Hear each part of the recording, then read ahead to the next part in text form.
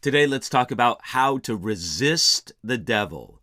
I'm going to read you from James chapter 4, verses 6 and 7, where we read, "But he gives more grace. Therefore, he says, God resists the proud, but gives grace to the humble. Therefore, submit to God. Resist the devil, and he will flee from you." James chapter 4 begins with James addressing the problem of bad behavior and wrong relationships among Christians. Then, in this passage, he dealt with ways to address these problems, bringing it to the idea that we must submit to God. Then he followed up with the thought, resist the devil and he will flee from you. To solve the problems of carnality and the strife that it causes, we begin by submitting to God, but then we must also resist the devil. This means to stand against the devil's deceptions and his efforts to intimidate.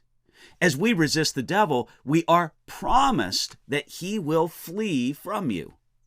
Now, significantly, James did not recommend that demons should be cast out of believers by another person. Instead, James simply challenged individual Christians to deal with Satan as a conquered foe who can and must be personally resisted.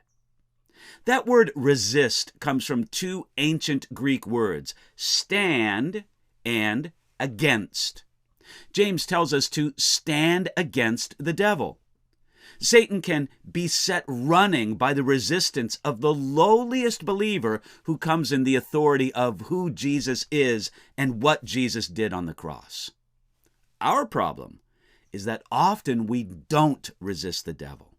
Sometimes we almost beg the devil to tempt us, and then we seem to willingly believe his lies. God, speaking to us through James, tells us to stand against the lies and the temptations that the devil might bring to us. We must resist, that is, stand against him when we believe the truth and so that we can believe the truth and refuse to go along with his suggestions and his temptations. When we do resist the devil, we have a remarkable promise. He will flee from you. James didn't write this to a small group of super Christians, but he wrote it to all believers. Each believer has the ability to make the devil flee. Now, it doesn't promise that he'll flee forever, but as we keep resisting, he will stay away. We can never be conquered as long as we keep resisting. Yet, in all of this, notice the order. First, submit to God, then resist the devil. We can never really resist the devil until we do the first thing, that is, submit to God. Sometimes in the midst of a spiritual struggle, someone will be so focused on the devil and what he may be doing that they forget all about submitting to God. Hey, let's put first things first.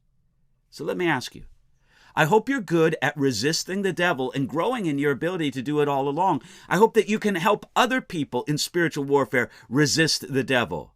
But don't ever forget that first step. Do it all in a true submission to God, and you can submit to him today.